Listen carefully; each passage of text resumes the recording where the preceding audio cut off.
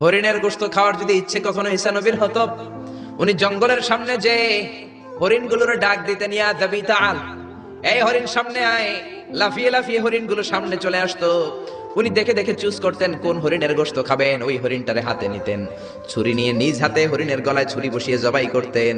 চামড়াটা কেটে কেটে গোশতগুলো আগুন দিয়ে ঝলসে ঝলসে বারবিকিউ করে খেতেন, কিন্তু হরিণের হাড্ডি খেতেন না। কি খেতেন না? গোশত খেতেন, হাড্ডি খেতেন না।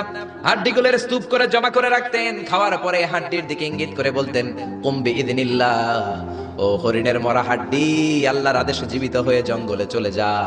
বলতে দেরি হতো, মরা হাড্ডি থেকে জীবিত হরিণ হয়ে জঙ্গলে যেতে দেরি হতো না।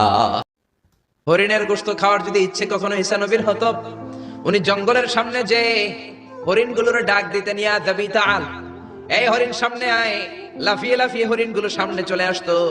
উনি দেখে দেখে চুজ করতেন কোন হরিণের গোশত খাবেন, ওই হরিণটারে হাতে নিতেন। ছুরি নিয়ে নিজ হাতে হরিণের গলায় ছুরি বসিয়ে জবাই করতেন। চামড়াটা কেটে কেটে গোশতগুলো আগুন দিয়ে ঝলসে ঝলসে বারবিকিউ করে খেতেন, কিন্তু হরিণের হাড্ডি খেতেন না। কি খেতেন না? গোশত খেতেন, হাড্ডি খেতেন না। হাড্ডিগুলোর স্তূপ করে জমা করে রাখতেন। খাওয়ার পরে হাড্ডির দিকে ইঙ্গিত করে বলতেন, কুম বিইذنিল্লাহ, ও হরিণের মরা হাড্ডি, আল্লাহর আদেশে জীবিত হয়ে জঙ্গলে চলে যা। বলতে দেরি হতো, মরা হাড্ডি থেকে জীবিত হরিণ হয়ে জঙ্গলে যেতে দেরি হতো না। হরিণের গোশত খাওয়ার যদি ইচ্ছে কখনো ঈসা নবীর হতো, উনি জঙ্গলের সামনে যে হরিণগুলোর ডাক দিতেন, ইয়া দাবি তাআল, এই হরিণ সামনে আয়। লাফিয়ে লাফিয়ে হরিণগুলো সামনে চলে আসতো। উনি দেখে দেখে চুজ করতেন কোন হরিণের গোশত খাবেন, ওই হরিণটারে হাতে নিতেন। ছুরি নিয়ে নিজ হাতে হরিণের গলায় ছুরি বসিয়ে জবাই করতেন। চামড়াটা কেটে কেটে গোশতগুলো আগুন দিয়ে ঝলসে ঝলসে বারবিকিউ করে খেতেন, কিন্তু হরিণের হাড্ডি খেতেন না। কি খেতেন না?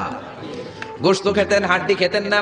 হাড্ডিগুলোর স্তূপ করে জমা করে রাখতেন। খাওয়ার পরে হাড্ডির দিকে ইঙ্গিত করে বলতেন, কুম বিইذنিল্লাহ, ও হরিণের মরা হাড্ডি, আল্লাহর আদেশে জীবিত হয়ে জঙ্গলে চলে যা।